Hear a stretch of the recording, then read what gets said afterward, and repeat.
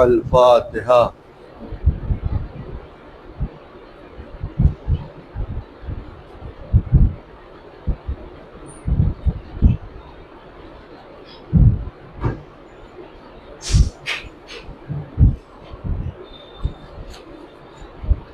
ماشاء اللہ ولا حول ولا قوة الا باللہ العلی العظیم۔ اعوذ باللہ من الشیطان اللعین الرجیم۔ بسم اللہ الرحمن الرحیم۔ حسبنا اللہ ونعم الوکیل ونعم المولا ونعم النصیر۔ الحمد للہ الذی لا یبلغ مدحته القائلون ولا يحصي نماءه العاتون ولا يؤدي حقه المجتهدون الذي لا يدركه بعد الهمم ولا يناله غوث الفتن الذي ليس لصفته حد محدود ولا نعت موجود ولا وقت ممدود فترى الخلائق بقدرته ونشر الرياح برحمته وودد بالصخور ميدان أرضه ثم الصلاة والسلام وتحيته والإكرام على أشرف ما في الوجود سر الله في كل موجود نقطة طاهرة الوجود لواء الحمد والمقام المحمود أما بعد فقد قال الله تبارك وتعالى في محكم كتابه الكريم وقرآن الحميد وقوله الحق بسم الله الرحمن الرحيم وما أمروا إلا ليعبدوا الله مخلصين له الدين صلوات على محمد وعلى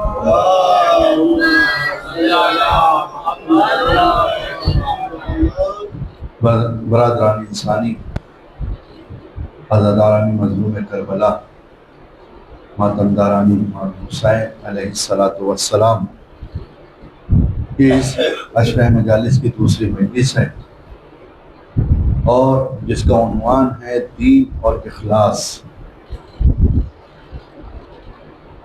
کیونکہ ہم یہ دیکھتے ہیں کہ دنیا میں عمل تو بہت سارے ہو رہے ہیں، ہر آدمی اپنی اپنی کوشش کے اعتبار سے عمل کر رہا ہے، لیکن جہاں عمل دیکھنے کو ملتا ہے وہاں یہ بھی دیکھنے کو ملتا ہے کہ اس عمل میں انسان کا خلوص نہیں پایا جاتا، اور جب انسان کے عمل میں خلوص نہ ہو تو انسان کا عمل کتنا ہی اچھا کیوں نہ ہو وہ عمل اس کے منہ پر مار دیا جائے گا، کیونکہ پروردگار عالم یہ کہہ رہا ہے کہ اگر تمہیں عمل کرنا ہے تو خلوص نیت کے ساتھ عمل کرنا پڑے گا۔ اور آپ دیکھیں جس آیت کریمہ کو میں نے پڑھا ہے وہ قرآن کریم کی بہت ہی مشہور اور معروف سورہ بینہ، جس کے ذیل میں کل میں نے کچھ باتیں آپ کے سامنے بیان کی تھی۔ ہر آدمی کو یہ کوشش کرنا چاہیے کہ وہ سورہ بینہ کی تلاوت کرے، روز کم سے کم ایک مرتبہ، چاہے صبح سے شام تک جب بھی وقت ہو ایک مرتبہ کر لے۔ اور اس کا فائدہ بھی یہ بتایا تھا کہ اگر کوئی انسان سورہ بینہ کی تلاوت کرتا ہے تو اس میں اتنی برکت ہے کہ انسان اپنا گھر بھی چھوڑ دے گا، انسان اپنا مال بھی چھوڑ دے گا، لیکن اس کی برکتوں کو انسان حاصل نہیں کر پائے گا، اتنی زیادہ برکت ہے۔ اور بہت زیادہ بڑی سورہ نہیں ہے، بہت مختصر سی 8 آیتوں پر مشتمل ہے، لہذا اگر انسان سکون سے اور کبھی بھی رات میں، دن میں، صبح میں، کبھی بھی وقت ملے اس آیت کی تلاوت کرے۔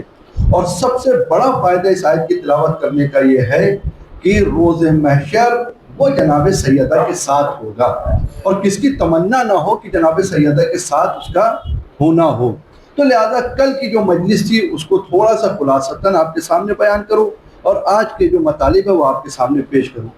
کل کی مجلس میں بیان کیا تھا کہ امام حسین علیہ السلام جناب زینب کو سلام اللہ علیہ کو کربلا کے میدان میں کیوں لے کر گئے؟ کیونکہ ایک غیرت دار انسان کبھی بھی یہ نہیں چاہے گا کہ اس کی گھر کی عورتوں کی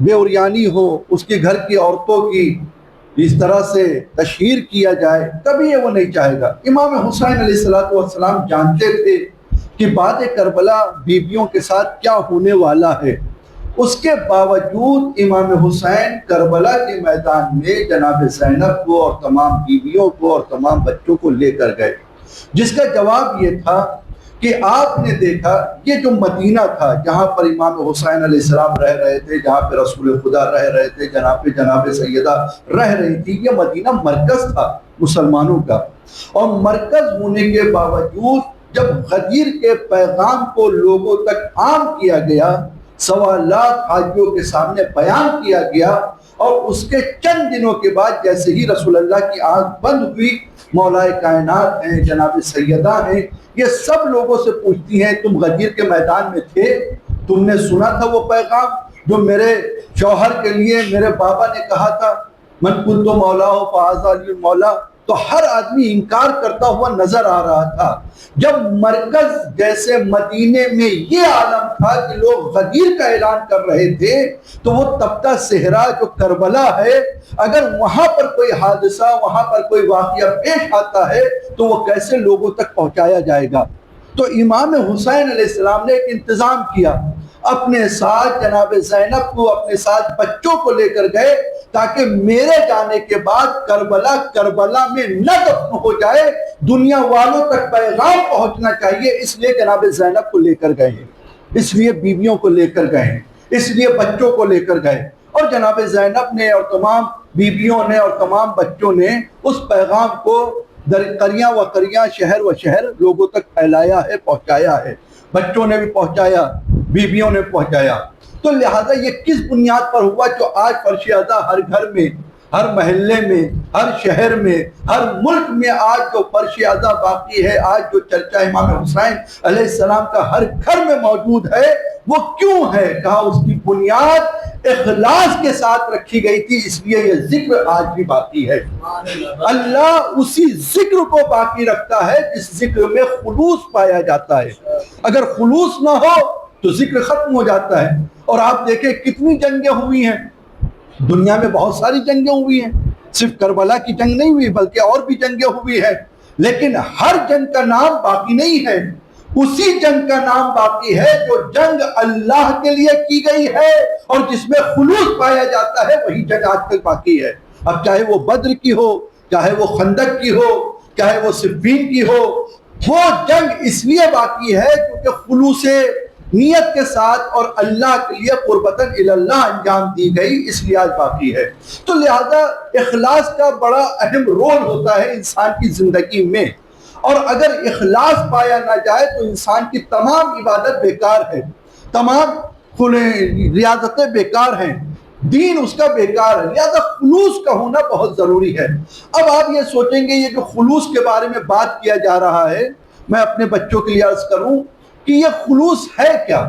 جب تک اخلاص کا پتہ نہیں ہوگا تب تک لوگوں کو کیسے معلوم ہوگا اخلاص کہتے کسے ہیں؟ اخلاص کیا مارکیٹ میں ملتا ہے؟ اخلاص کیا بازاروں میں ملتا ہے؟ اخلاص کہاں ملتا ہے؟ کیسے معلوم ہو اخلاص کسے کہا جاتا ہے؟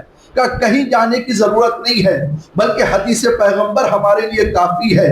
حدیث پیغمبر یہ ہے جو بھی عمل خلوص نیت کے ساتھ اور قربتاً اللہ کیا جاتا ہے اسی کو اخلاص کہا جاتا ہے۔ اب جو بھی عمل ہے قربتاً اللہ کیا جائے گا وہ اخلاص ہوگا۔ اب آپ یہاں پر دیکھیں کہ بہت سارے عمل کیے جاتے ہیں، بہت سارے عمل کیے جاتے ہیں، تو کیا ہر عمل اخلاص کی بنیاد پر ہوتا ہے؟ کہ نہیں، اخلاص کے لیے کچھ شرطیں بھی ہیں، اگر بغیر شرطوں کے وہ عمل کیا جائے تو اس کو اخلاص نہیں کہیں گے۔ مثال کے طور پر اخلاص کی سب سے بڑی شرط یہ ہے جب بھی کوئی عمل کرو تو اللہ کے لیے کرو۔ آج زمانہ کیا ہے، ہم عمل تو کرتے ہیں لیکن اللہ کے لیے نظر نہیں آتا۔ کس کے لیے عمل ہوتا ہے؟ بندوں کے لیے عمل ہوتا ہے۔ کس کے لیے عمل ہوتا ہے؟ بندے تعریف کر دیں، کس کے لیے عمل ہوتا ہے؟ لوگ واہ واہ کرتے ہیں. کس کے لیے عمل ہوتا ہے؟ پبلک سبحان اللہ کہتے. آ کر ہم کو کہے ماشاء اللہ کیا پروگرام کیا ہے، ماشاء اللہ کیا انتظام کیا ہے، بریانی بڑی اچھی تھی، تبرکات بڑے اچھے تھے، یہ ساری باتیں کرتی ہوئی نظر آتی ہے. اگر یہ انسان صرف بندوں کے لیے عمل کر رہا ہے تو یہ عمل اس کا دنیا میں رہ جائے گا. اگر خدا کے لیے کر رہا ہے تو یہ عمل خدا تک پہنچ جائے گا. اب طے یہ کرنا ہے کہ عمل ہم کس کے لیے کریں. بندوں کے لیے کریں کیونکہ انسان بھوکا ہے، انسان لالچی ہے، انسان یہ چاہتا ہے کہ ہماری تعریف ہو، چاہے وہ مولانا ہو، چاہے وہ نوح خان ہو، چاہے وہ ذاکر ہو، چاہے وہ پرمخ ہو. ہر آدمی میں کہیں نہ کہیں یہ لگا ہوا ہے کہ وہ ہماری تعریف کرے. یاد رکھیے اخلاص کا سب سے بڑا معنی یہ ہے کہ عمل کرنے کے بعد بندوں کا محتاج نہ ہو بلکہ خدا کا محتاج ہو جائے. اگر بندوں کا محتاج ہو جائے گا تعریف کے لیے، یہ ہماری تعریف کر دے، یہ ہمارے لیے واہ واہ کہہ دے، یہ کہہ دے کہ یہ اگر نہ ہوتے تو یہ عمل نہ ہوتا، یہ اگر نہ ہوتے تو مجلس نہ ہوتی، یہ اگر نہ ہوتے تو ذکر نہ ہوتا. یہ تو ہمارے لیے شرف کی بات ہے کہ ہم مجلس کر پا رہے ہیں. انہوں نے ہمیں اس قابل سمجھا ہے تو ہم مجلس کرتے ہیں. ہمارے وجہ سے مجلس نہیں ہے، مجلس کی وجہ سے ہم باقی ہیں. اگر کوئی انسان یہ سوچے کہ ہم مجلس کی وجہ سے باقی ہے، یہ بات صحیح ہے، لیکن کوئی یہ سوچے کہ مجلس ہماری وجہ سے ہو رہی ہے، اگر ہم نہیں کریں گے تو مجلس نہیں ہوگی، ہم نہیں کریں گے تو نوحہ نہیں ہوگا، ہم نہیں کریں گے تو ماتم نہیں ہوگا. یہ اس کی بھول ہے جس کی بنیاد جناب زینب نے اخلاص سے رکھی ہے. کوئی ہو نہ ہو اس کا ذکر ہمیشہ ہوتا رہے گا. یہ کامیابی کی دلیل ہے. دوسری چیز کیا ہے خلوص کے لیے شرط؟ پہلی قربتاً اللہ، دوسرا کیا ہے دکھاوا نہیں ہونا چاہیے. اب آپ طے کریے ہم جب بھی کوئی عمل کرتے ہیں اس میں ہمارا دکھاوا ہوتا ہے یا نہیں ہوتا ہے؟ کتنا دکھاوا ہوتا ہے؟ اگر کسی کی کوئی انسان مدد بھی کرنا چاہتا ہے تو جب تک 4 آدمیوں کے سامنے بیان نہ کر لے تب تک اس کو سکون نہیں ملتا ہے. جب تک سڑکوں میں بات نہ پہنچ جائے تب تک اس کو سکون نہیں ملتا ہے. جب تک گلیوں چوراہوں میں اس کا تذکرہ نہ ہو جائے تب تک اس کو سکون نہیں ملتا ہے. معاملہ یہ ہوتا ہے کہ جس کے ساتھ مدد کی جاتی ہے وہ بندہ گھر میں بھی نہیں پہنچ پاتا، اس کی باتیں پورے محلے میں نشر ہو جایا کرتی ہے. خلوص کا مطلب یہ نہیں ہے کہ دینے کے بعد اس کو رسوا کر دیا جائے، دینے کے بعد اس کو ذلیل کر دیا جائے، دینے کے بعد اس کی عزت کو پامال کر دیا جائے. نہیں، بلکہ خلوص کا مطلب یہ ہے کہ جب دو تو ایک ہاتھ سے دو، دوسرے ہاتھ کو پتہ نہ چلنے پائے، اسے خلوص کہا جاتا ہے. یہاں تو ایک ہاتھ کی بات کر رہے ہیں، یہاں تو جب تک بندوں کو پتہ نہ چل جائے جب تک انسان کو سکون نہیں ملتا ہے. تو لہذا دکھاوا بہت ہوتا ہے. شہرت کے لیے انسان کام کرتا ہے. ہماری شہرت ہو جائے، ہماری واہوائی ہو جائے. ہم نے کتنے بڑے ذاکر کو بلایا، کتنے بڑے خطیب کو بلایا. ارے وہ خطیب فلاں جگہ پر پڑھتے ہیں، وہ خطیب فلاں جگہ پر رہتے ہیں، وہ خطیب ان کا بڑا نام ہے. اب آنے والا آ رہا ہے پتہ نہیں کیا پڑھ رہا ہے، لوگوں کے عقائدوں کو صحیح کر رہا ہے یا عقیدوں کو خراب کر رہا ہے، نہیں معلوم. انسان اپنی مجلسوں کو ذاکروں کے بیس سے نہ تولے، بلکہ مجلسوں کا معیار ذاکر نہیں ہے، مجلسوں کا معیار اہل بیت کی سیرت ہے. اگر سیرت بیان ہو رہی ہے، ایک صلوات پڑھیں محمد والے محمد پر.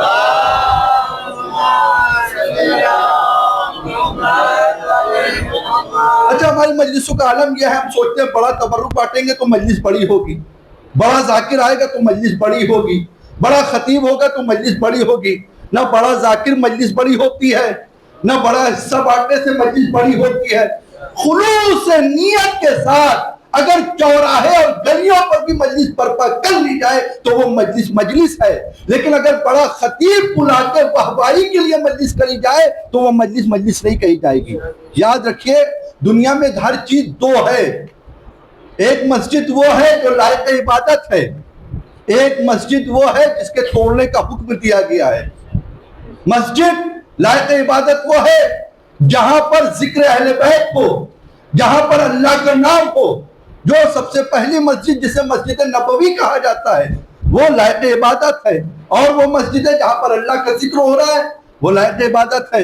لیکن جہاں پر اللہ کے ماننے والے، رسول کے چاہنے والوں کے لیے سازش ہونے لگے، وہ مسجد لائق مذمت ہوا کرتی ہے، اور قرآن میں اس کے لیے حکم ہوتا ہے کہ مسجد ضرار کو توڑ دیا جائے۔ اے اللہ کے رسول، یہ مسجد بنائی گئی ہے، اس کو توڑنے کا آپ حکم دے رہے ہیں، کیا تمہیں پتہ نہیں جو بندوں کے لیے فلاح اور بہبودی کا سبب بنے اسے مسجد کہا جاتا ہے، جو ان کی سازش کے سبب بن جائے وہ مسجد نہیں ہوتی ہے۔ لہذا حکم یہ ہے اس کو توڑ دیا جائے۔ میدان بہت سارے ہیں، لیکن کیا سارے میدان لائق احترام ہیں؟ سارے میدان لائق تعظیم ہے؟ تب میدان بہت سارے، ایک میدان ثقیفہ بھی ہے، ایک میدان غدیر بھی ہے، لیکن آپ اگر پوچھیں کون سا میدان لائق تعریف ہے، لائق عزت ہے، لائق احترام ہے، تو آپ پڑھ کر کہیں گے میدان جو غدیر والا ہے وہ لائق احترام ہے، میدان جو ثقیفہ والا ہے وہ لائق مذمت ہے۔ کیوں کہ یہ میدان جو غدیر والا ہے، یہاں سے اللہ کے پیغام کو اجاگر کیا جا رہا ہے، پہنچایا جا رہا ہے، یہاں پر مولا کے احکام کو نشر کیا جا رہا ہے، اس لیے لائق احترام ہے۔ لیکن ثقیفہ وہ ہے جہاں پر لوگ اپنے بنائے ہوئے خلیفہ کو ماننے پر تیار ہے، وہ لائق مذمت ہوا کرتا ہے۔ تو ہر میدان لائق احترام نہیں ہوتا، وہ میدان جہاں پر اہل بیت کے فرامین کو بیان کیا جا رہا ہے۔ اسی طرح ہر منبر لائق احترام نہیں، جب تک جناب زین العابدین علیہ السلام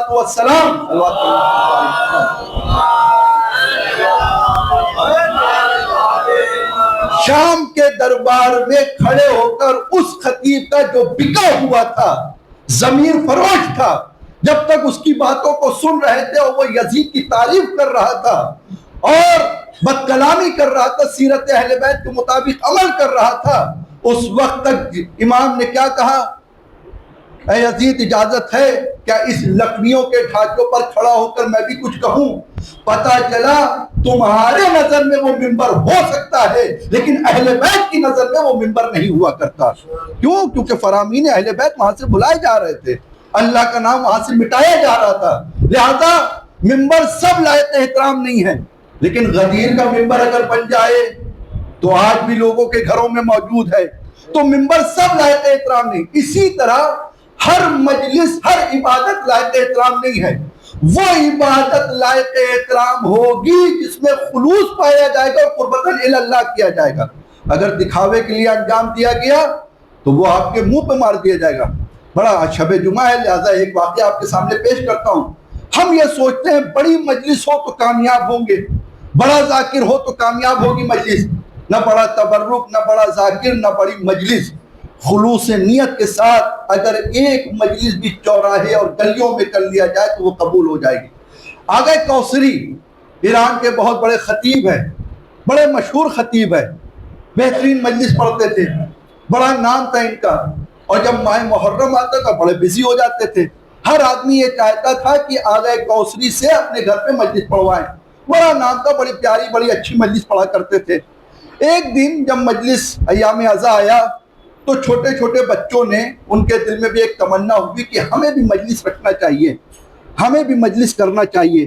تو اب مجلس انہوں نے طے کر لیا کہ فلاں دن میں مجلس ہوگی، تم نوحہ پڑھو گے، تم مرثیہ پڑھو گے اور تم زیارت پڑھو گے۔ اب یہ بتاؤ مجلس کون پڑھے گا؟ تو آپس میں طے ہوا ایسا کرتے ہیں کہ آغا کوثری کے پاس چلتے ہیں، بہترین خطیب ہیں، آغا کوثری سے کہیں گے وہ ہمارے یہاں مجلس پڑھ دیجئے اور انشاءاللہ وہ راضی ہو جائیں گے۔ اب یہ سارے بچے جتنے تھے وہ آغا کوثری کے پاس آتے ہیں، کہتے ہیں آغا کوثری ہم چاہتے ہیں آپ ہمارے یہاں مجلس پڑھیں۔ آغا کوثری ٹائم دیکھتے ہیں، فلاں ٹائم بزی، فلاں ٹائم بزی۔ وہ کہتے ہیں دیکھو ہمارے پاس بالکل وقت نہیں ہے کہ ہم تمہارے یہاں مجلس پڑھوائیں، لہذا ہم نہیں پڑھ سکتے کیونکہ ہمارا ٹائم بزی ہے، اور اگر کسی کا لیٹ پہنچیں گے تو آدمی برجستہ کہہ دے گا کہ آپ اپنے آپ کو معلم کہتے ہیں، مولانا کہتے ہیں، آپ خود وقت کا احترام نہیں کرتے، آپ خود ہی پڑھتے ہیں، جناب سیدہ مجلس میں آتی ہیں اور آپ خود ہی نہیں آ پاتے ہیں، یہ آپ کیا کرتے ہیں؟ لہذا میں یہ تانے نہیں سننا چاہتا، میں چاہتا ہوں اگر کوئی پیغام دے رہا ہوں تو اس کے اوپر عمل بھی کروں۔ آغا کوثری سے بڑی ریکویسٹ کی گئی، بڑی منت سماجت کی گئی، تو اس کے بعد آغا کوثری کہتے ہیں ٹھیک ہے، اچھا یہ وقت ہے میرے پاس، اس وقت میں تم مجلس رکھ لو، لیکن اس کے بعد میں رکوں گا نہیں، فوراً چلا جاؤں گا۔ انہوں نے کہا ٹھیک ہے آپ مجلس میں آئیے، آپ رکیے گا نہیں۔ ان بچوں نے اہتمام کہاں کیا؟ گلی میں ایک قنات لگایا اور قنات میں چھوٹا سا عزا خانہ سجا کر وہاں پر انہوں نے مجلس کو برپا کیا۔ آگئے کوثری آئے، آگئے کوثری نے آنے کے بعد وہاں پر مجلس پڑھی، اور مجلس پڑھنے کے بعد مجلس میں بہترین مصائب اور اس کے بعد گریہ، خوب گریہ ہوا۔ اس کے بعد جب مجلس تمام ہوئی، زیارت ہو چکی، تو آگئے کوثری کہتے ہیں مجھے چلنا چاہیے، فلاں جگہ پر مجھے مجلس پڑھنا ہے۔ انہوں نے کہا بچوں نے حضور ہم نے بڑی محنت سے چائے بنائی ہے، آپ بس چائے پی لیجیے، اس کے بعد چلے جائیے تبرک۔ انہوں نے کہا ٹھیک ہے اچھا۔ اب بچوں کا دل کیسے توڑے، لہذا انہوں نے چائے تو لے لی، لیکن وقت دیکھتے جا رہے ہیں کہ دیر ہو رہی ہے، فلاں صاحب انتظار کر رہے ہوں گے، وقت ہو چکا ہے۔ انہوں نے کیا کیا آغا کوثری نے کہ وہ چائے جلدی نہ پی کر انہوں نے اس چائے کو وہیں پر ڈال دیا کہ اگر نہیں پیتے ہیں تو بچوں کا دل ٹوٹے گا، لہذا تھوڑی سی چائے پیے وہاں پر ڈال دی۔ اب ڈالنے کے بعد وہ مجلس سے چلے گئے دوسری جگہ مجلس پڑھنے کے لیے۔ اب جب رات میں اپنے بستر پر گئے اور جب سوئے تو انہوں نے خواب دیکھا کہ امام حسین علیہ السلام آپ کے خواب میں آئے ہیں، جناب سیدہ آپ کے خواب میں آئی ہیں، اور آنے کے بعد جناب سیدہ کہہ رہی ہیں آغا کوثری تمہیں مبارک ہو، بہترین مجلس پڑھتے ہو، ساری چیزیں اچھی ہے، تمہاری مجلس سب اچھی ہے، لیکن ایک مجلس تمہاری بڑی کامیاب تھی، اور جانتے ہو اس مجلس میں تبرک میں نے خود اپنے ہاتھوں سے بنایا تھا۔ ہمارا معیار کیا ہے؟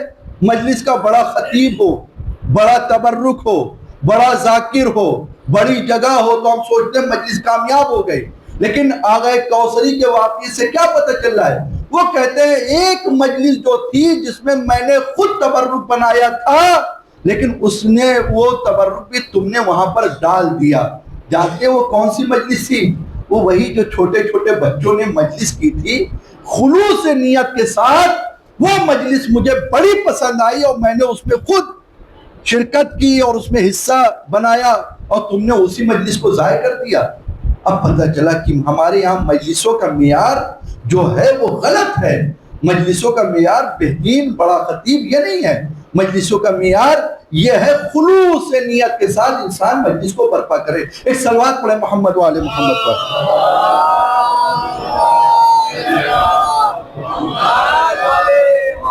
تو دکھاوے کے لیے مجلس نہ ہونا چاہیے، شہرت کے لیے مجلس نہ ہونا چاہیے، اقتدار پانے کے لیے مجلس نہ ہونا چاہیے کہ انسان بار بار مجلس کر رہا ہے اور آدمی دیکھے گا کتنا اچھا کام کرتا ہے، کتنا نیک کام کرتا ہے، اب کی آنے والے وقت میں اسی کو پرمکھ بنا دیا جائے، بڑا کام کرتا ہے، بڑا آگے آگے رہتا ہے۔ اگر نیت کسی کی یہ ہے کہ یہ بندے دیکھ کر ہمیں اس لالچ میں ہمیں یہ کام کر دے تو اس کی مجلس ضائع ہو جائے گی۔ کیا ہونا چاہیے؟ شہزادی ہماری مجلس کو قبول کر لے، اللہ ہماری مجلسوں کو قبول کرے، اور ہماری مجلسوں کا معیار یہ ہونا چاہیے کہ ہماری مجلسوں کے ذریعے سے یہ بندگان خدا اگر اللہ کے قریب ہو جائے تو مجلس کامیاب ہے، لیکن اگر اللہ سے دور ہوتے ہوئے نظر آئے تو ہماری مجلسوں سے کوئی فائدہ نہیں پہنچ رہا ہے۔ اور جتنا انسان کا جتنا خلوص ہوگا اتنا ہی اس کی عبادت ہمیشہ جاویدانی رہے گی، باقی رہے گی عبادت، اور اگر خلوص نہیں پایا گیا تو عبادت اس کی مٹ جائے گی۔ آپ دیکھیں کہ قرآن میں ایک آیت ہے جناب ابراہیم کے لیے سورہ بقرہ میں کہ اے ابراہیم، جب ہم نے چند کلمات کے ذریعے سے آپ کو آزمایا اور آپ اس امتحان میں پاس ہو گئے تو ہم نے کیا کیا؟ آپ کو لوگوں کا امام بنایا، اور جب آپ امام بن گئے تو جناب ابراہیم یہاں پر دعا کر رہے کہ یہ عہدہ امامت کا جو ہے وہ میری نسل میں رہے گا، تو اللہ نے کہا یہ عہدہ ظالمین تک نہیں جا سکتا۔ پروردگار، یہ جناب ابراہیم جو ہیں وہ آپ سے دعا کر رہے ہیں یہ عہدہ میرے نسل میں رہے گا، آپ سیدھے سیدھے کہہ دیتے ابراہیم یہ عہدہ تمہاری نسل میں نہیں جائے گا۔ یہ کیا بتانا چاہ رہے ہیں؟ ظالمین میں نہیں جائے گا۔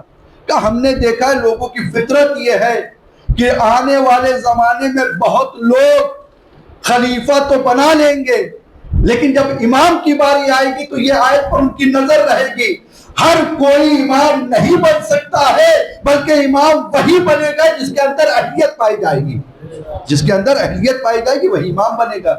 تو جناب ابراہیم نے یہ دعا کی، اس کے بعد اللہ نے یہ کہا اب آپ دیکھیں کہ جناب ابراہیم سے اللہ نے 3 امتحان لیے.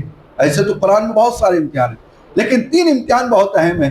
ایک امتحان یہ ہے کہ جناب ابراہیم سے اولاد کا امتحان لیا گیا. ایک امتحان یہ ہے کہ جناب ابراہیم سے اللہ نے مال کا امتحان لیا. ایک امتحان یہ ہے کہ جناب ابراہیم سے اللہ نے جان کا امتحان لیا. یہ تینوں امتحان جناب ابراہیم سے لیے. کیسے؟ اور اس میں خلوص بھی ہے. جب تک خلوص نہیں ہوگا عبادت جاویدانی ہونے والی نہیں ہے. کہتے ہیں کہ جناب ابراہیم کا دستور یہ تھا، ان کی زندگی کا طریقہ یہ تھا کہ ان کے پاس کچھ بھیڑیں تھی اور یہ بھیڑوں کو چرانے کے لیے جنگل جایا کرتے تھے اور جنگل میں بھیڑوں کو چراتے تھے. جناب ابراہیم کا دستور تھا، روز جاتے تھے اور جنگل میں بھیڑوں کو چھوڑ دیتے تھے، ایک درخت کے سائے میں بیٹھتے تھے اور اللہ کی تسبیح اور تحلیل کرتے تھے. ایک دن کیا ہوا کہ جناب ابراہیم دستور کے مطابق جنگل میں گئے بھیڑوں کو چرانے کے لیے اور ایک سایہ دار درخت کے نیچے جب بیٹھے اور اللہ کی تسبیح اور تحلیل کرنے لگے، اتنے میں آپ کے کانوں میں ایک آواز ٹکراتی ہے. کیا ہے؟ سبوح قدوس رب الملائکۃ والروح.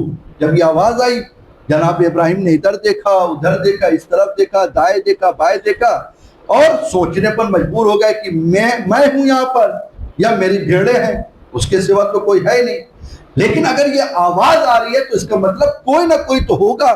اب آواز کے سہارے جناب ابراہیم وہاں تک پہنچے تو کیا دیکھا کہ ایک سایہ دار درخت ہے، درخت کے نیچے ایک جوان بیٹھا ہوا ہے اور جوان جو ہے وہ سبوح قدوس کی تلاوت کر رہا ہے، بار بار کہتا جاتا ہے. جناب ابراہیم جیسے ہی گئے، جانے کے بعد کہا ہے جوان ایک بار اور کہہ تو یہی. جناب ابراہیم کے کہنے پر اس جوان نے پھر کہا سبوح قدوس رب الملائکۃ والروح. جیسے یہ کہا پھر کہتے ہیں ایک بار اور کہو. اشتیاق بڑھتا جا رہا ہے کہ اگر اب کہو گے تو میرے پاس جتنی بھیڑیں ہیں ان میں سے آدھی تم کو دے دوں گا. جیسے یہ کہا پھر کہتے ہیں ایک بار اور کہہ دیجیے. اشتیاق بڑھتا جا رہا ہے. بار بار جناب ابراہیم اس بندے خدا سے کہتے جا رہے ہیں، اس جوان سے کہتے جا رہے ہیں ایک بار اور کہو. کہا ابھی ہم نے آدھی بھیڑیں دی ہیں، ایک بار اور کہو گے پوری دے دیں گے. پھر کہا اس نے، پھر کہا اے ابراہیم، اے جوان ایک بار اور کہو. اب ہمارے پاس بھیڑیں تو بچی نہیں ہیں لیکن میں موجود ہوں، میں تمہاری غلامی کے لیے تیار ہوں. آپ ایک بار پھر کہہ دیجئے سبوح قدوس رب الملائکۃ والروح. اس جوان نے پھر کہا اور پھر کہنے کے بعد اب جناب ابراہیم ہاتھوں کو جوڑ کر کہتے ہیں بھیڑیں بھی تمہاری ہوئی، میں غلام بھی تمہارا ہوا، اب جہاں چاہو لے چلو. یہ جوان کھڑا ہوتا ہے، کھڑا ہونے کے بعد کہتا ہے نہ مجھے تمہاری بھیڑوں کی ضرورت، نہ مجھے تمہاری غلامی کی ضرورت، بلکہ آپ نے مجھے پہچانا نہیں.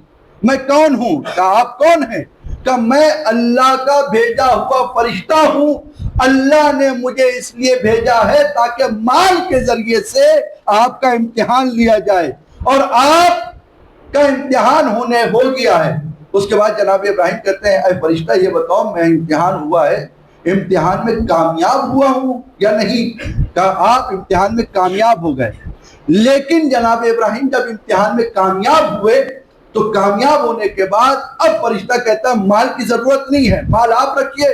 سند کامیابی آپ کو اس نے عطا کر دی کہ اللہ نے سند کامیابی آپ کو دی ہے. یہاں پر سوال یہ پیدا ہوتا ہے کہ ایسا جملہ کیا تھا کہ جس کو جناب ابراہیم بار بار سننا چاہتے تھے.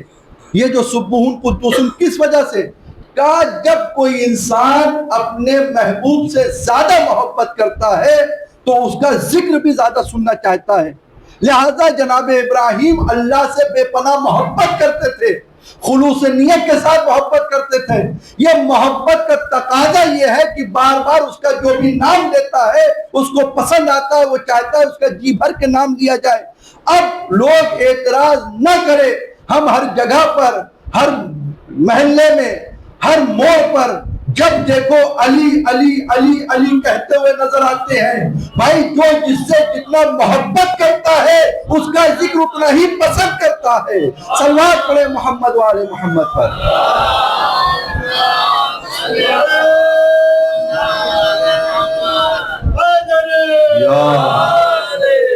تو جو جتنا محبت کرے گا اتنا ہی ذکر پسند کرے گا.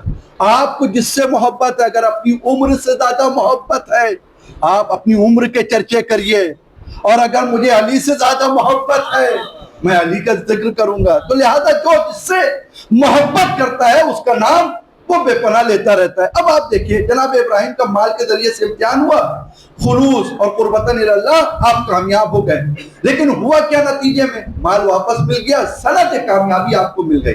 اب باری آتی ہے اولاد کی، اولاد کی قربانی کی باری آئی۔ کیا اولاد کی قربانی کیسے؟ آپ لوگ بقرعید میں دمبا ذبح کرتے ہیں، بھیڑ ذبح کرتے ہیں، بکرا ذبح کرتے ہیں، یہ کس بنیاد پر ہے؟ کہ یہ اسی بنیاد پر ہے کہ ایک نبی کی یاد کو تازہ کیا جا رہا ہے، ایک نبی کی یاد کو زندہ کیا جا رہا ہے، اس کی بنا پر ہے۔ وہ کیسے ہوا؟ کہ ایک مرتبہ جناب ابراہیم نے خواب دیکھا کہ میں اپنے بیٹے کو مینا کے میدان میں ذبح کر رہا ہوں، اور ایک مرتبہ نہیں بلکہ کئی مرتبہ خواب دیکھا، بار بار دیکھا کہ آپ ذبح کر رہے ہیں، ذبح کر رہے ہیں۔ تو ایک مرتبہ جناب ابراہیم اپنے بیٹے سے کہتے ہیں، اے بیٹا میں نے خواب دیکھا ہے کہ میں تم کو ذبح کر رہا ہوں۔ تو جناب اسماعیل کہتے ہیں حکم پروردگار جو ہے اس کو پورا کیجئے۔ پتہ یہ چلا کہ نبی کا خواب خواب نہیں ہوتا ہے بلکہ حکم پروردگار ہوا کرتا ہے۔ تو اب مجھے کہنے دیجئے، جب نبی کا خواب ہمارے جیسا نہیں ہو سکتا، ہمارا خواب خواب ہوتا ہے، نبی کا خواب حکم پروردگار ہوتا ہے، تو رسول ہم جیسے کیسے ہو سکتا ہے؟ رسول ہم جیسے کیسے ہو سکتا ہے؟ جب خواب ایک نہیں ہو سکتا تو رسول ہم جیسے کیسے ہو سکتا ہے؟ تو لہذا انسان کو سوچنا چاہیے، انسان کہنے سے پہلے یہ سوچے کیا کہہ رہا ہے۔ تو اب خواب دیکھا، جناب اسماعیل کو لے کر چلے، لے کر چلنے کے لیے آپ نے تیاری کی، گھر سے چھری لی، کپڑا لیا، رسی لی، اور اس کے بعد لے کر مینا کے میدان پر نکل چلے۔ لیکن جناب ابراہیم کی جو بیوی ہیں، جناب اسماعیل کی ماں ہیں، ان کو کوئی خبر نہ کی۔ اتنے میں جیسے ہی جناب ابراہیم اور اسماعیل نکلے ویسے ہی ایک آ گیا، آنے کے بعد کہتا ہے، اے حاجرہ بی بی آپ کو پتہ ہے کیا ہے؟ یہ ابراہیم معاذ اللہ ان کا دماغ خراب ہو گیا ہے، اپنے بیٹے کو ذبح کرنے کے لیے گئے ہیں۔ اور اس کے بعد کہتے ہیں جیسے ہی یہ سنا ویسے ہی جناب ابراہیم کی بیوی سے وہ کہتا ہے کہ جلدی نکلیے اور اپنے بیٹے کو بچائیے۔ جناب ابراہیم کی بیوی جناب حاجرہ بیوی ہیں جو اپنے گھر سے نکلی نہیں، خبر یہ تھی کہ بیٹے کو ذبح کر رہے جناب ابراہیم، خبر یہ تھی کہ آپ گھر سے نکلیے ان کو بچانے کے لیے، لیکن حاجرہ بی بی نہ گھر سے نکل رہی ہیں نہ اپنی جگہ سے اٹھ رہی ہیں، بلکہ کیا کہہ رہی، لا حول ولا قوت الا باللہ العلی العظیم۔ بھائی حاجرہ بی بی سے سوال کروں گا، اے بی بی آپ کو کیسے معلوم ہوا کہ یہ شیطان ہے؟ کہ کبھی کبھی لوگوں کے کردار بتا دیا کرتے ہیں کہ وہ شیطان ہے، بتانے کی ضرورت نہیں ہوتی، اس کا کردار پتہ چل جاتا ہے وہ شیطان ہے۔ اور کہا کیسے پتہ چلا؟ کہا ایسے پتہ چلا کہ جو نبی کے دماغ پر شک کرے وہ شیطان تو ہو سکتا ہے، مسلمان نہیں ہو سکتا۔ ایک صلوات پڑھیں محمد و آل محمد پر۔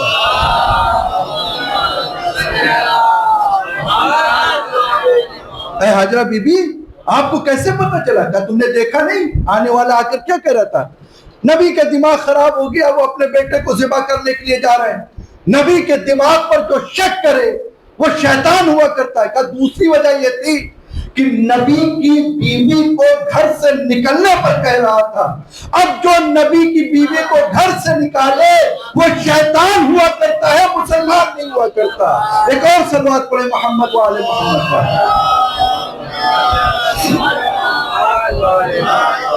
تو آپ تاریخ دیکھیے اور پڑھیے کہ کس نے نبی کی بیوی کو باہر نکالا، کس نے نبی کے دماغ پر شک کیا۔ اب جو نبی کے دماغ پر شک کر رہے ہیں، جو نبی کی بیوی کو باہر نکال رہے ہیں، خود فیصلہ کر لے کہ وہ مسلمان ہیں یا شیطان ہیں۔ اب آئیے آگے کیا ہوا۔ جناب ابراہیم جناب اسماعیل کو لے کر مینا کے میدان میں آ گئے، مینا کے میدان میں پہنچے، جناب اسماعیل کو لٹا دیا، آنکھوں میں پھٹی ہے، ہاتھوں کو باندھا ہوا ہے، اور اس کے بعد چھری ہاتھ میں ہے۔ اب چھری چلایا آپ نے جناب ابراہیم نے، اور چھری چل بھی گئی۔ اس کی دلیل یہ ہے کہ آپ کے جناب اسماعیل کے گلے پر اس چھری کے چلنے کا نشان پڑ چکا تھا، اور یہی نشان جناب حاجرہ کی زندگی کے سے جانے کا سبب بھی بنا، اسی صدمے میں آپ اس دنیا سے چلی بھی گئی۔ تو چھری چل چکی تھی، لیکن چھری چلنے کے بعد بھی ہم نے دیکھا کہ آسمان سے ایک دمبا آیا، اور آنے کے بعد جناب اسماعیل ہٹ گئے اور دمبا ذبح ہو گیا۔ ایک دن ایک صاحب یہ بات اپنی مسجد سے پڑھ رہے تھے، یہی واقعہ پورا پڑھا جا رہا تھا، ایک ہمارے دوست تھے وہ بڑا سن رہے تھے اس واقعے کو۔ جب انہوں نے سنا تو وہ کہتے ہیں کہ مجلس جب تمام ہو گئی ان کی، جب یہ تقریر ان کی مکمل ہو گئی تو میں گیا چلو چل کر مولوی صاحب سے ذرا ملاقات کر لیں، مولوی صاحب سے تھوڑا بات کر لیں۔ جب وہاں پہنچے اور پہنچنے کے بعد وہ صاحب کہتے ہیں مولوی صاحب آپ کی بڑی اچھی تقریر تھی، ماشاءاللہ بڑا اچھا بیان تھا، آپ نے بڑی اچھی بات کہی کہ جناب ابراہیم گھر سے نکلے جناب اسماعیل کو ذبح کرنے کے لیے، ہاتھوں میں چھری اور آنکھوں میں پٹی، اس کے بعد چھری ہاتھ میں لیے ہوئے اور گلے پر چل گئی، اور چلنے کے بعد نشان بھی آ گیا، اتنے میں دمبا آیا اور دمبا ذبح ہو گیا، جناب اسماعیل بچ گئے۔ وہ کہتے ہیں آپ کی ساری بات صحیح ہے لیکن یہ بات مجھے سمجھ میں نہیں آتی، آپ ذرا، تو جیسے ہی انہوں نے سنا غصے میں آ گئے، ہم آپ مسلمان بھی ہیں، کیسی بات کر رہے، توبہ کریے بھائی، اللہ ہے، ان اللہ علی کل شیء قدیر، وہ قدرت رکھتا ہے، وہ طاقت رکھتا ہے، جب چاہے وہ کائنات کو ادھر سے ادھر کر سکتا ہے۔ کب مجھے سمجھ میں نہیں آتا اس بات کا کہ وہ آسمان اتنا دور زمین سے کیسے ہے کہ منٹوں سیکنڈوں میں وہ دمبا آ بھی گیا، جناب اسماعیل کو ہٹا بھی دیا گیا، دمبا ذبح بھی ہو گیا، جناب اسماعیل بچ گئے۔ کہا یہ قدرت خدا ہے، خدا جو چاہے کر سکتا ہے۔ کہ بس یہی تو ہم بھی 1400 سال سے کہہ رہے ہیں۔ نبی کو معراج ہوئی تھی، جب نبی معراج پر گئے تھے تو بستر بھی گرم تھا، وضو کا پانی بھی گر رہا تھا، اور در کی زنجیریں ہل بھی رہی تھی۔ ارے دمبے کا آنا تمہیں سمجھ میں آتا ہے، نبی کا معراج پہ جانا سمجھ میں نہیں آتا۔ ایک صلوات پڑھیں محمد وآل محمد۔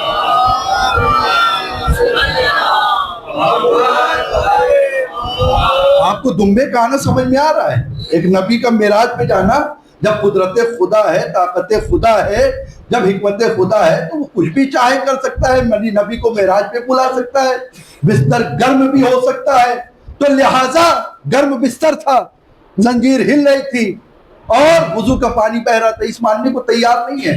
اب جناب ابراہیم نے یہ امتحان دیا، اور امتحان دینے کے بعد اب جناب ابراہیم دعا کرتے پروردگار کیا میری قربانی قبول نہیں ہوئی؟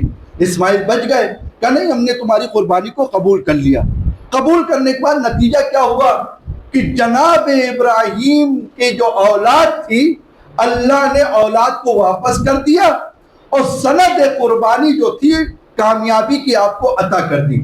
مال کی قربانی کی سند مل گئی، اولاد کی قربانی کی سند مل گئی۔ اب جان کی باری آتی ہے۔ جناب ابراہیم کون ہے؟ نبی خدا ہیں۔ آپ اس دور میں ہیں جس دور میں بتوں کی پرستش ہوتی ہے۔ جناب ابراہیم نے دیکھا کہ بتوں کو بیچا جا رہا ہے، بتوں کو خریدا جا رہا ہے، لہذا اب توحید کو سمجھانے کی ذمہ داری جناب ابراہیم کے اوپر ہے۔ جناب ابراہیم نے کیا کیا، ایک دن آزر بیمار ہوئے تو ان کی بیماری کی وجہ سے وہ نہ جا سکے، جناب ابراہیم گھر سے نکلے ایک ٹوکری میں بتوں کو لے کر بیچنے کے لیے، لیکن یہ بیچنے کے لیے نہیں نکلے بلکہ توحید پروردگار کو سمجھانے کے لیے نکل رہے ہیں۔ ٹوکری میں رکھا، لے کر چلے باندھتے ہوئے، اور یہ پیغام دیتے ہوئے جاتے کون ہے ان بتوں کا خریدنے والا جو نہ کھاتے ہیں، جو نہ پیتے ہیں، جو نہ کچھ کر پاتے ہیں، جو دوسروں کے محتاج ہو وہ کسی کی محتاجی کو کیا دور کریں گے۔ پتہ چلا خدا وہ ہوتا ہے جو کسی کا محتاج نہ ہو۔ جناب ابراہیم توحید کو سمجھا رہے ہیں، جناب ابراہیم توحید کو بتا رہے ہیں۔ یہ محتاج ہیں، یہ بت تمہارے کیا کر پائیں گے، یہ خود کھاتے ہیں، یہ نہ کھا پاتے ہیں، نہ پی پاتے ہیں، نہ کوئی کام کر پاتے ہیں، جو خود محتاج ہو تمہاری محتاجی کو کیا دور کریں گے۔ ایک مرتبہ جب لوگوں نے دیکھا تو بڑا غصے میں آ گئے، غصے میں آئے تو نمرود کے پاس دوڑتے ہوئے گئے، اے نمرود ہمارے خداؤں کی توہین ہو رہی ہے، ابراہیم ہمارے خداؤں کی توہین کر رہے ہیں۔ اچھا بلاؤ ابراہیم کو۔ بلایا گیا۔ اب طے یہ ہوا کہ جناب ابراہیم کو آگ میں ڈالا جائے گا۔ آگ کا انتظام ہوا، لکڑیوں پہ لکڑی، کئی من لکڑی آئی، اور جب آ گئی جلا تو دیا۔ اب کسی کی ہمت نہیں ہو پا رہی کہ آگ میں ڈالا جائے۔ ایک منجلیک بنایا گیا، اور منجلیک میں بنانے کے بعد آگ کا عالم یہ پرندہ اڑے تو جل جائے، آدمی جائے تو جل جائے۔ جناب ابراہیم کو منجلیک میں ڈال کے اب آگ کی طرف پھینکا جا رہا ہے، اور جیسے ہی ڈال کر پھینکا گیا اتنے میں جناب سید الملائکہ جناب جبرائیل نے دیکھا، اور دیکھنے کے بعد پروردگار سے کہتے پروردگارہ یہ تو خلیل ہے، یہ تیرا عبد ہے، یہ تیرا بندہ ہے، یہ تیرا قریبی ہے، اس کی مدد فرما۔ تو جناب اللہ کہتا ہے کہ اگر تمہیں مدد کرنا ہو ابراہیم، اے ملائکہ تم چلے جاؤ، جبرائیل تم چلے جاؤ۔ تو جناب جبرائیل نے حکم پروردگار سنا اور چلنے کے بعد چلے گئے۔ جناب ابراہیم کے پاس آتے ہیں، آنے کے بعد کہتے ہیں ابراہیم اگر کوئی مدد ہو تو بتاؤ ہم مدد کر دیں۔ اچھا جناب ابراہیم بھی کہہ رہے ہیں ہمیں مدد کی ضرورت نہیں ہے۔ بھائی ایسے موقع پر جہاں آدمی آگ کے اوپر جا رہا ہو، پرندے کا عالم یہ ہو جائے، انسان کا عالم یہ ہو جائے، آس پاس کی بستی جل جائے، وہاں پر جناب ابراہیم کو چاہیے تھا ہاں کہہ دیتے جبرائیل ہاں مدد کر دو تاکہ آگ سے بچ جائے، لیکن جناب جبرائیل بڑا پیارا جواب وہاں پر دیتے ہیں کہ مجھے جس سے مدد کی ضرورت ہے وہ خود جانتا ہے، مجھے تم سے مدد کی ضرورت نہیں ہے، جو مدد کی ضرورت ہے اور وہ خود جانتا ہے۔ اور پھر فرماتے ہیں میں امتحان کی منزل میں ہوں، میں امتحان کی منزل میں ہوں لہذا امتحان دے رہا ہوں۔ اچھا امتحان کا ایک قانون ہوتا ہے، امتحان کا قانون یہ ہوتا ہے کہ جب کوئی امتحان دیتا ہے تو نہ کوئی مدد لے سکتا ہے نہ کوئی مدد کر سکتا ہے۔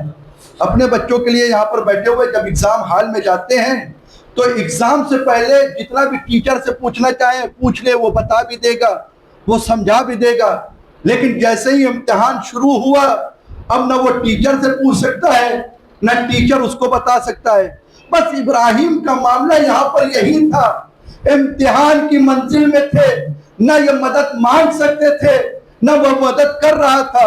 اب جب ابراہیم کے خلوص کو پروردگار نے دیکھا اور اس خلوص کی بنیاد پر جب وہ کامیاب ہوئے تو اللہ نے کہا ابراہیم ہم نے تمہاری قربانی کو قبول کر لیا اور تمہیں سند کامیابی دے دی، آپ کی جان کو بھی بچا لیا۔ 3 امتحان دیے جناب ابراہیم نے، اولاد، مال، جان، لیکن یہ تینوں کی قربانی کو جناب ابراہیم کو واپس کر دیا اللہ نے۔ اے پروردگار یہ واپس کیوں کیا؟ سند کامیابی دے کر، لیکن ایک جگہ ہم نے دیکھا کہ جب اللہ نے امام حسین علیہ السلام سے قربانی مانگی تو وہاں پر اللہ نے امام حسین کی قربانی کو واپس نہیں کیا، جناب عباس کی، جناب محمد کی، جناب قاسم کی، جناب علی اکبر کی، سب کی قربانی واپس نہیں کی، لیکن نبی کی قربانی واپس کر دی۔ کیا وجہ ہے کہ اللہ نے جناب ابراہیم کی قربانی کو واپس کیا اور سند کامیابی بھی دی، لیکن امام کی قربانی کو واپس نہیں کیا اور سند کامیابی دے دی؟ اس کی وجہ ایک مثال سے اور بات تمام کر رہا ہوں۔ کہتے یہ ہیں کہ کبھی کبھی آپ نے دیکھا ہوگا کہ چھوٹا بچہ 4 یا 5 سال کا یا 3 سال کا اگر کہیں کسی دکان پر جائے مٹھائی کی اور وہ مٹھائی لے کر واپس آ رہا ہو اور راستے میں اس کا باپ مل جائے اور باپ ملنے کے بعد اپنے بیٹے سے کہے بیٹا کہاں جا رہے ہو، کہاں گئے تھے؟ کہا بیٹا مٹھائی، بابا مٹھائی لینے گئے تھے۔ کہا مٹھائی لینے دکھاؤ ذرا۔ اب دکھایا، جیسے ہی مٹھائی دکھایا باپ بیٹے سے کہتا بیٹا کیا یہ میں مٹھائی کھا سکتا ہوں؟ کہا بیٹا بابا کھا لیجئے۔ اب وہ بار بار باپ جو ہے اپنے بیٹے سے پوچھتا ہے میں مٹھائی کھا لوں؟ بیٹا کہتا ہاں کھا لیجئے۔ میں مٹھائی کھا لوں؟ بیٹا کہتا ہاں کھا لیجئے۔ لیکن باپ مٹھائی کھاتا نہیں ہے، کیوں؟ کیونکہ عمر کا تقاضا یہ ہے کہ بچوں کی چیز لی نہیں جائے بلکہ بچوں کو اور چیز دی جائے۔ یہاں پر باپ نے بیٹے کی مٹھائی بھی واپس کی اور مٹھائی واپس کرنے کے بعد دعا بھی دی، تم سلامت رہو، تم خیریت سے رہو، تم بہت اچھے ہو، اللہ تمہاری توفیقات میں اضافہ کرے، اللہ تمہاری عمر بڑھائے، اللہ تمہیں کامیاب کرے۔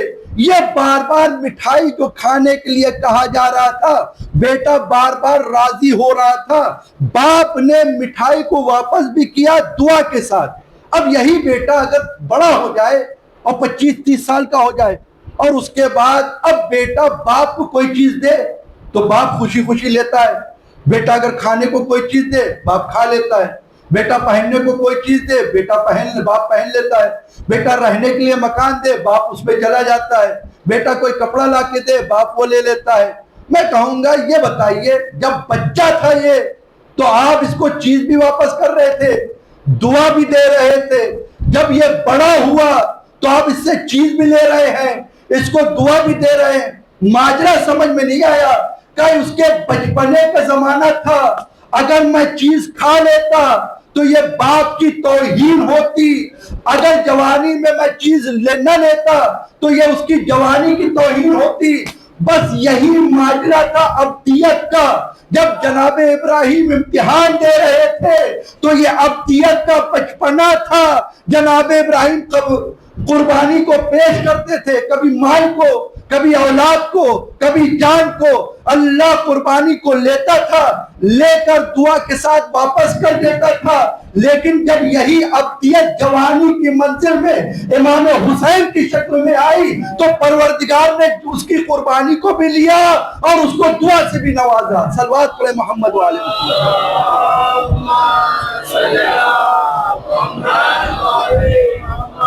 یعنی ابدیت کے جوانی اور بچپنے کا عالم یہی ہوتا ہے۔ بچپنے میں نہ اس سے کوئی چیز لی جائے نہ اس کی کوئی چیز رکھی جائے، بلکہ جو چیز وہ دے اس کو لے کر اس کو دعا کے ساتھ واپس کر دینا چاہیے۔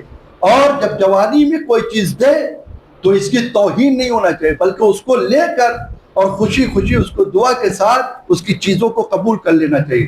یہی جناب ابراہیم کا اور جناب امام حسین کا عالم تھا۔ امام حسین کی قربانی واپس کیوں نہیں کی اور جناب ابراہیم کی قربانیوں کو واپس کیوں کیا؟ کیونکہ ابدیت کا بچپنا تھا جناب ابراہیم کے زمانے میں۔ اگر قربانی کو لے لیتے تو یہ سازگار نہ ہوتا ان کے ساتھ، لہذا قربانی کو بھی واپس کر دیا دعا کے ساتھ۔ لیکن جب جوانی پر ابدیت پہنچی ہے، اب اگر واپس کرتے تو یہ ابدیت کی توہین ہوتی، لہذا امام حسین کی قربانی کو لیتے گئے اور اس کے بعد آپ کو سند کامیابی بھی عطا کرتے گئے۔ بس ارباب اعزاز، آپ دیکھیں کہ امام حسین علیہ السلام نے کس طریقے سے قربانی دی ہے، بڑے خلوص کے ساتھ قربانیوں کو پیش کیا ہے۔ اور یہ خلوص ہے جو آج ہم مجلس عزا کو برپا کر رہے ہیں، یہ خلوص ہے جو آج ہم سب یہاں پر اکٹھا ہو رہے ہیں۔ نہ یہاں پر دولت بکتی ہے، نہ یہاں پر مال بٹتا ہے، کچھ نہیں بٹتا، صرف ایک محبت ہی تو ہے، وہ ایک دکھیاری ماں کی دعا تو ہے جو جس کا پہلو شکستہ مجلسوں میں آ کر اور آنے کے بعد جب عزاداروں کے آنکھوں سے آنسو نکلنے لگتے ہیں تو وہی دکھیاری ماں سب کے پاس اپنے رومال کو لے کر جاتی ہے اور جانے کے بعد کہتی ہے، اے عزادار اپنے آنکھوں کے آنسوؤں کو نہ روکو، تم نہیں جانتی آنسو کتنے قیمتی ہے، تمہیں معلوم ہے؟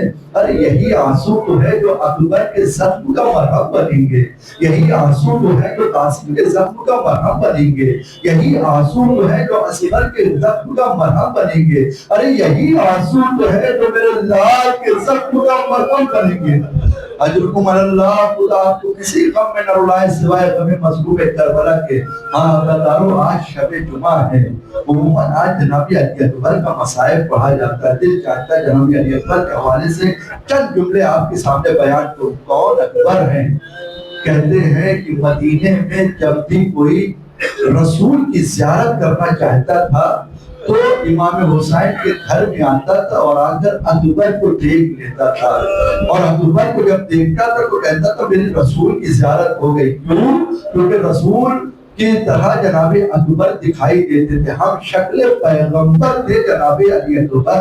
جب چلتے تھے تو لگتا تھا رسول چل رہے ہیں، جب اٹھتے تھے تو لگتا تھا رسول اٹھ رہے ہیں، جب گفتگو کرتے تھے تو لگتا تھا رسول گفتگو کر رہے ہیں۔ لیکن کیا ہوا کربلا کے میدان میں اکبر کے ساتھ؟ ارے اکبر کو ظالموں نے بڑا تڑپا کے مارا ہے۔ ہاں دادا، اس سے پہلے وہ کیفیت آپ کے سامنے بیان کروں کہ جب آپ اپنے بابا امام حسین کے پاس آئے ہیں، آنے کے بعد کہتے بابا مجھ سے یہ تانے نہیں سنے جاتے جو آپ کو دے رہے ہیں ظالم. اے بابا مجھے بھی جنگ کرنے کی اجازت دے دیجیے, میں بھی لڑنا چاہتا ہوں, میں بھی مرنا چاہتا ہوں. ایک مرتبہ جناب علی اکبر سے فرماتے ہیں اے بیٹا تم کو میں نے نہیں پالا ہے بلکہ تمہاری پھوپھی نے تم کو پالا ہے.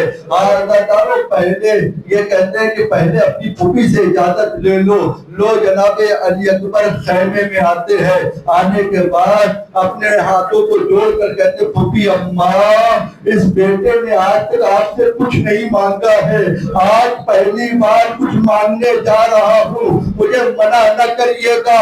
ایک مرتبہ جناب زینب فرماتی ہے اے بیٹا اکبر ارے اس غربت میں کوئی ایسی چیز نہ مانگ لینا جو تمہاری پھوپھی تم کو نہ دے پائے.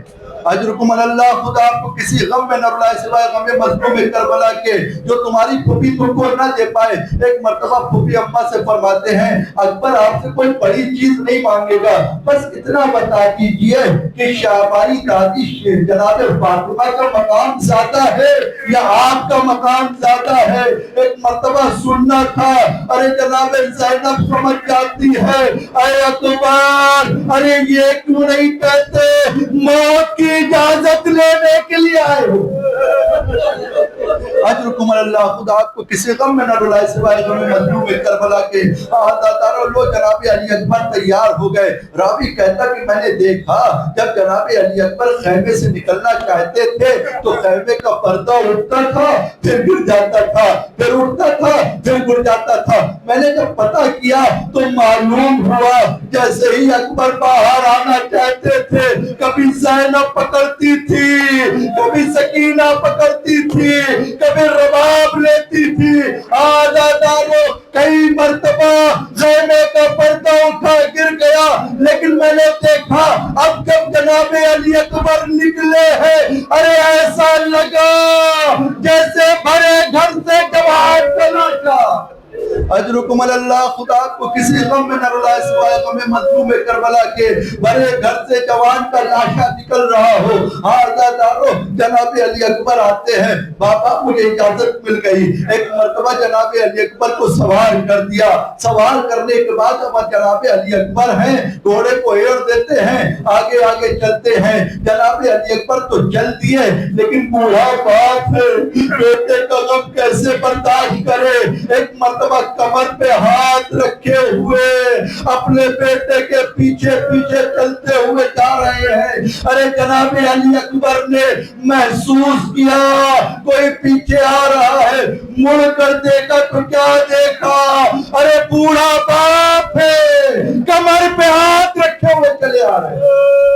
جناب علی اکبر اتر گئے, پاپا آپ نے تو مجھے رخصت کر دیا تھا. ہاں بیٹا میں نے تمہیں رخصت کر دیا تھا. پاپا پھر کیوں آئے؟ تو بیٹا کاش تم صاحب اولاد ہوتے تو سمجھتے. ایک مرتبہ جناب علی اکبر نے پھر اجازت لی. اب جو کربلا میں آئے ہیں, آنے کے بعد مقتل میں آنے کے بعد جنگ کرتے ہیں, کئیوں کو واصل جہنم کرتے ہیں, لیکن ایک شقی نے ایسا نظام مارا جناب علی اکبر کے جگر پر پیوست ہو گیا. جناب علی اکبر گھوڑے پر سبر نہ سکے, آواز دیتے ہیں بابا ارے میرا آخری سلام قبول کیجئے, میرا آخری سلام قبول کیجئے. عزیزو یہاں پر جناب علی اکبر نے یہ نہیں کہا بابا میری مدد کیجئے, بلکہ کیا کہتے ہیں بابا میرے آخری سلام قبول کیجئے. علماء سے جب پوچھا گیا کہ ہر شہید نے مدد کے لیے پکارا ہے لیکن اکبر نے اپنا آخری سلام کیا ہے, اس کی کیا وجہ تھی؟ تو علماء تحلیل فرماتے ہیں اس لیے اکبر جانتے تھے ارے بوڑھا باپ جوان کے لاشے پر کیسے آئے گا, بوڑھا باپ جوان کے لاشے پر کیسے آئے گا. آزادارو ایک مرتبہ جب یہ آواز سنی, ارے امام حسین آواز دیتے ہیں اینا کبرا اینا کبرا. آواز تو اکبر مجھے دکھائی نہیں دیتا, آنکھوں کی بینائی چلی گئی, بس آخری فکرے آنکھوں کی بینائی چلی گئی. ایک مرتبہ جناب علی اکبر کی آواز کے سہارے امام مظلوم مظلوم کربلا اکبر کے قریب پہنچے. اب جب پہنچے اکبر کا سر زانوں پر رکھا, محسوس کیا جیسے اکبر سینے پر ہاتھ رکھے ہوئے ہیں. امام فرماتے بیٹا یہ سینے پر ہاتھ کیوں رکھے ہو؟ کہا بابا ارے نیزے کی ہڈی ٹوٹ گئی ہے. ایک مرتبہ امام مظلوم کربلا نے اپنی آستین کو پلٹا, ارے پرچی کے پھل کی طرف اپنے ہاتھ کو لے کر گئے. ارے نجف کا رخ کر کے کہتے بابا علی مرتضی ارے خیبر کا در اکھاڑنا آسان, جوان کے بیٹے سے کلیجے سے پرچی کا پھل نکالنا بڑا مشکل ہے. اے بابا میری مدد کیجئے, اے بابا سیعلم الذین ظلموا ای منقلب انا للہ و انا الیہ راجعون. پروردگارہ تو واسطہ اہل بیت علیہ السلام کا اس ادا کو قبول فرما, ان آنسوؤں کو رومال سیدہ میں جگہ عنایت فرما. بارہا تجھے واسطہ محمد وآل محمد کا آدمی کی جو بھی جائز حاجات ہیں اس کو پورا فرما. ہم سب کو کربلا معلیٰ کی زیارت نصیب فرما. بارہا تجھے واسطہ محمد وآل محمد کا حجت اصل کے ظہور میں تعجیل فرما. ہم سب کو ان کے اعوان و انصار میں شمار فرما. ربنا تقبل منا انک انت السمیع العلیم. ماتم حسین